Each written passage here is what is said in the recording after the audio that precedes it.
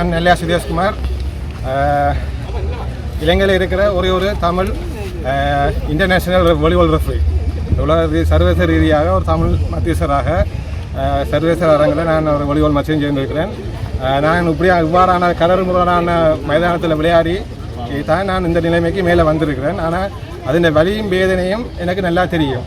அந்த காரணத்துக்காக நாங்கள் முந்திந்த பழைய அரசியல்வாதிகள் ஆளுநர்களை சொல்லி எங்களுக்கு இந்த அதில் பார்த்திங்கன்னா பாஸ்கெட்பால் கோர்ட் அதில் இருக்குது. இதில் பார்த்திங்கன்னா எங்களுக்கு இதில் வாலிபால் அசோசியேஷன் இந்தியாவில் நெட்பாலுக்கு ஒதுக்கப்பட்ட காணி ஏற்கனவே சந்திரசூரி ஐயா இருக்கு 2015 மடியில் கட்டு இருக்கு பாருங்க. அந்த கட்டுக்கு பாருங்க, அந்த கட்டுக்கு இந்தியாவில் வாலிபால் அசோசியேஷன் இதில் நாங்கள் 20 லட்சம் ரூபா பெறுமதியில் மண் கிரவல் மண் இருக்குது பாருங்கள். கிரவல் போட்டு வாலிபால் போஸ்டர் பிடிங்கி வச்சுருக்க பாருங்கள். அந்த பழைய போஸ்டர் நாங்கள் கிடக்க பார்க்கலாம். இதில் வாலிபால் இதில் நாங்கள் விளையாட இருந்தது, இதில் நெட்பால் இருந்தது. அப்போ அதில் இப்போ வந்து பாஸ்கெட்பால் கோர்ட்டுக்கு அங்கே முன்பக்கம் வந்தபடியே அது ஒரு வசதியாக போயிட்டுது. அவைக்கு டக்குன்னு ஒதுக்கீடு சித்தார்த்தன் எம்பியால் அவர் கொஞ்சம் ஒதுக்கீடு எல்லாம் வந்தபடியாக உடனடியாக அதுக்கு போயிட்டுது. எங்களுக்கு 2 அசோசியேஷனுக்கும் எங்களுக்கு அடுத்த கட்டத்துக்கு நிதி இல்லாமல் போயிட்டு எங்களுடைய அசோசியேஷன்லேயும் எங்களுக்கு காசுகள் இல்லாதபடியாக நாங்கள் அதில் அது செய்யலாமல் போயிட்டு எங்களுக்கு. அப்போ நாங்கள் எந்த ஃபேஸ்புக் பதிவில் நீங்கள் பார்த்துருப்பீங்க. இல்லை நம்ம பழங்கள் 2015 இருந்த பழங்கள் போட்டுங்க. இதில் ஒரு பட்ட மரம் இருந்தது, அதான் தாங்க தடுக்கப்பட்டிருக்கு. நான் அந்த இந்த படத்தில் நான் போட்ட வீடியோ இந்த ஃபேஸ்புக்கில் போனீங்கன்னா நெல்லையா சுரேஷ்குமார் ஃபேஸ்புக்கில் இருக்குது. 2015 படமும் போட்டிருக்கேன். என்ன நிலைமையில் இருந்தது. நாங்கள் ஒரு மரமும் வெட்டையில் பெரிய மரம் கூகுள் மேப்பில் போய் பார்த்தீங்கன்னா கூகுள் 2015 அந்த மேப்பில் பார்த்தீங்கன்னா பெரிய மரங்கள்லாம் அப்படியே இருக்குது. நாங்கள் இதில் போய் சொல்கிறதுக்கு ஒன்றுமே இல்லை, மரங்கள் ஒன்றும் பட்டுப்படையில்லை. எங்களுக்கு இதே நீங்கள் சர்வதேசம் நினைக்கிற மாதிரி பொலி மக்கள் நினைக்கிற மாதிரி இது ஒரு பெரிய அளவில் இல்லை. இந்த எங்களுக்கு ஒரு 50 மீட்டர் 30 மீட்டர் அகலத்தில் வரக்கூடிய ஒரு இந்தூர் தான். எங்களுக்கு மழை காலம் வெயில் காலத்தில் நாங்கள் பயில் படாமல் விளையாடுறதுக்கு எங்களுக்கு வழியாக காணும். இவை அவை நினைக்கிற மாதிரி வாகனங்கள் வந்தோ பெரிய கொட்டைகளை போட்டோ அப்படி செய்கிற அளவுக்கு இல்லை. எங்களுக்கு தேவை மரம் அழிக்கலை. இதில் நாங்கள் இயற்கையோட ஒன்றி போகிறோம். நாங்கள் இயற்கை எங்களுக்கு விருப்பம். நாங்கள் இந்த வேட்டியை கட்டி கொண்டு வந்தேக்க தமிழக கலாச்சாரத்தை நாங்கள் பின்பற்றோம்ன்றதை காட்டுறதுக்காண்டி நாங்கள் விளையாட்டு வீரர் மாதிரி ஷோட்ஸோடையோ ரன்னிங் ஷோட்ஸோட வந்து நாங்கள் வந்துருக்கலாம். சரிதானே? அப்போ நீங்கள் தெளிவாக யோசிக்கணும். இதை சொல்கிறார்கள் இந்த இடத்துல பெரிய மரங்கள் அழிக்கப்பட்டிருந்தால் நீங்களே பார்த்து சொல்லுங்கள் எல்லாருக்கும். இந்த மரம் இந்த வெட்டப்பட்ட பழைய மரம் அங்கே கிடக்குது பாருங்க. 2011 இந்த காணியை பார்க்குறதுக்கு நாங்கள் வேலையே இல்லை. முதல் கட்டமாக கூடைப்பந்தாட்டம் அது வந்து நான் உதயன் பேப்பர் ஒரு மெசேஜ் வந்தது. முந்தி ஒரு தலையங்கமாக வந்தது. யாழ் மாவட்ட அணி தெருவில் ஒரு தலையங்கம் வந்தது. ஏன்னு கேட்டால் நாங்கள் விளையாடுறதுக்கு கூடைப்பந்தாட்டத்தை விளையாடுறேன்னு சொன்னால் பாடசாலை மைதானங்கள்லாம் விளையாடணும். ஆனால் பாடசாலை மைதானங்களில் வந்து வெளியாகலாம், அதாவது பாடசாலையை விட்டு விலகி கழகங்களில் இருக்கிறார்கள் விளையாடுறதுக்கான அனுமதிகள் எடுக்கிறது கஷ்டமான நிலையில் நாங்கள் வந்து துரியப்பா ஸ்டேடியத்தில் ரோட்டில் போஸ்டர் வச்சு விளையாடினாங்க. அப்போ அதை பார்த்துட்டு தான் ஏன் யாழ்ப்பாணத்தையும் நாங்கள் இருக்கிறோம் டிசிசி சேர்மனாக இருந்தப்போ நாங்கள் இருக்கிறோம் எங்கிட்ட கேட்கலாம் தான் சொல்லி கேட்ட இடத்துல தான் சொன்னார், நீங்கள் காணியை காட்டுங்க நாங்கள் கிரவுண்டை செய்து ஆரம்பிச்சோம். அப்போ அதில் நாங்கள் இதில் வந்து பார்த்தோன்னே நாங்கள் சொன்னோம் ஓல்ட் பார்க்கில் கொஞ்சம் இருக்குது, அதில் நீங்கள் எங்களுக்கு தந்தீங்கன்னா நாங்கள் விளையாடலாமே. அப்போ அதில் எங்களுக்கு உடனே செல்லுப்பட்ட டிஏ அப்போ சொன்னார் சொன்னால் எந்த ஒரு மரமும் தரைக்கக்கூடாது, அப்படியான இடத்தை பாருங்க.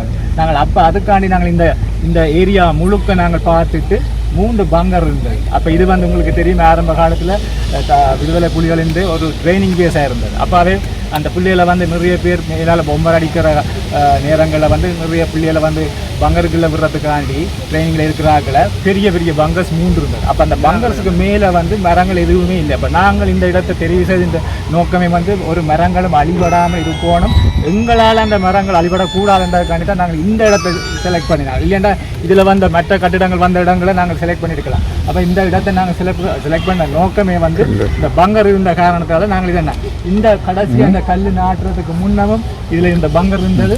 அப்போ அது நீங்கள் முதலில் இருந்த சுதேஷ்குமார் போட்ட படத்துலேயும் இருக்குது அந்த பங்கர் அந்த ஏற்கனவே இருந்த படங்களெல்லாம் நாங்கள் பங்கரை கூட நாங்கள் அழிக்கக்கூடாத அளவில் வச்சுருந்து தான் விழாகாலம் விளையாடி கொண்டிருந்தோம் நாங்கள். ஸோ என்னென்னு சொன்னால் இது வந்து ஒரு நாங்கள் போட்டிருக்கோம், இது வந்து ஒரு பயிற்சிக்கான விளையாட்டு மைதானமே ஒழிய இது ஒரு காம்படிஷன் நடத்துகிற மைதானமாக நாங்கள் எதிர்பார்க்கவே இல்லை. என்னென்னு சொன்னால் இன்னொரு விஷயத்தை சொல்லணும், ஸ்பெஷலாக கூடப்பந்தாட்டம் சொல்லலாம். என்னென்னு சொன்னால் கூடப்பந்தாட்டம் வந்து மாகாண மட்ட ரீதியில் நடக்கிற போட்டிகளில் வந்து நாங்கள் 2ஆம் நிலையில் நிற்கிறோம். நாங்கள் 2ஆம் நிலையில் நிற்கிற நாங்கள் 10 வருஷ உழைப்பு 2001ஆம் ஆண்டிலிருந்து எங்களோட முயற்சியால் 2011ஆம் ஆண்டு நாங்கள் முதல் முறை 2ஆம் இடத்துக்கு வந்த நாங்கள். இன்றைக்கு 10 வருஷமாக நாங்கள் தொடர்ந்து வடமாகாணம் 2ஆம் நிலையில் நிற்குது அகில இலங்கை போட்டியில். ஆனால் எங்களுக்கு பின்னால் நிற்கிற 3வது 4வது ரேங்கில் இருக்கிறது குருநாகல் பகுதி, அதாவது குருநாகல் தென் மாகாணம் கண்டி பகுதி மத்திய மாகாணங்கள். அப்போ மத்திய மாகாணங்களுக்கும் எங்களுக்கும் சரியான ஒரு போட்டி வரும் என்றால் நாங்கள் 2வது இடத்துல நிற்கிறோம். வெஸ்டர்ன் ப்ராவின்ஸ் கொழும்பு 1வது இடத்துல நிற்குது. அப்போ 2வது இடத்தை பிடிக்கிறதுக்கான ஒரு போட்டி பெரிய அளவில் நடந்து கொண்டு இருக்குது. ஆனால் அவைக்கு இருக்கிற வசதிகள் எங்கள்கிட்ட இல்லை. அப்போ காலப்போக்கில் நினைச்ச நேரம் அடுத்த வருஷம் கூட இது மாறலாம் இந்த நிலைமையில். ஏன்னா நாங்கள் அமைச்சர் வந்திருக்க சொன்னாங்கன்னு சொன்னால் யாழ்ப்பாணத்தின் மழை சீசன் வந்து தொடர்ந்து 3 மாதம் இருக்கும். 3 மாதத்துக்கு எங்களோட பிள்ளைகள் ப்ராக்டிஸே செய்கிறீங்கள. 3 மாதத்துக்கு பிறகு ப்ராக்டிஸ் முடிஞ்சால் பிறகு தான் நாங்கள் அடுத்த கட்ட ட்ரைனிங்குக்கு போவோம். ஆனால் கண்டியிலையோ கொழும்பிலையோ தென் மாகாணத்திலையோ அப்படி இல்லை. ஏன்னு சொன்னால் நீங்கள் கொழும்பில் பார்க்கலாம், மொரட்டுவிலேருந்து ஒவ்வொரு பிரதேசத்துக்கும் இண்டோர் ஸ்டேடியம் இருக்குது, கண்டியில் ஸ்டேடியம் இருக்குது. வட மாகாணத்தை நீங்கள் எடுத்தீங்கன்னு சொன்னால் வட மாகாணத்தில் 5 மாவட்டத்தில் முல்லைத்தீவு யாழ்ப்பாணத்தின் தவிர மற்ற 3 மாவட்டத்துங்களே இண்டோர் ஸ்டேடியம் இருக்குது. மன்னாரில் 3 ஸ்டேடியம் இருக்குது, வவுனியாவில் 3 ஸ்டேடியம் இருக்குது, கிளிநொச்சியில் 1 ஸ்டேடியம் இருக்குது. 35 வருஷத்துக்கு முன்னம் இலங்கையில் இண்டோர் ஸ்டேடியம் 5000 பேரை கொண்ட இண்டோர் ஸ்டேடியம் கட்டுப்பட்டது சிவதாசா இண்டோர் ஸ்டேடியம் தெற்காசிய விளையாட்டு போட்டிருக்காங்க. ஆனால் 35 வருஷமாக எங்களோட பாராளுமன்ற உறுப்பினர்களும் சரி அரசியல்வாதிகளும் சரி 35 வருஷமா யாழ்ப்பாணத்துக்கு ஒரு இண்டோர் ஸ்டேடியம் கொண்டு இல்லாமல் இருந்த ஆட்கள் இன்றைக்கு நாங்கள் ஒரு வேலையை செய்ய வழிக்கிட்டே இல்லை. இப்படி ஒரு தடை போடுறது மனவர்த்தமாக இருக்குது.